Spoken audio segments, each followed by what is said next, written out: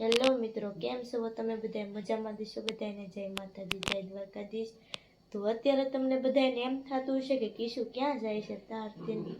તો અત્યારે અમારે જવાનું છે પીઠીમાં, કેમ કે બેનપણીની પીઠી છે એટલે જવાનું છે અમારે. મારી મમ્મીને તો કીવરાના વ્યા ગયા, મારે તાર થતા મોડું થઈ ગયું કેમ કે હું બેઠીથી બેનપણીના ઘરે. તો અત્યારે મારે જવાનું છે પીઠીમાં. તો ચાલો ના જઈને મળીએ.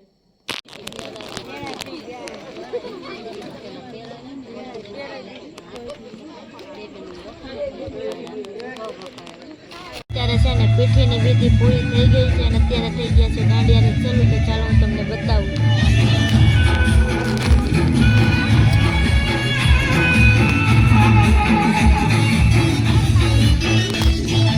તો અત્યારે મારે દાંડિયા રસ લેવા જવાનું છે. તો ચાલો પછી મળીએ.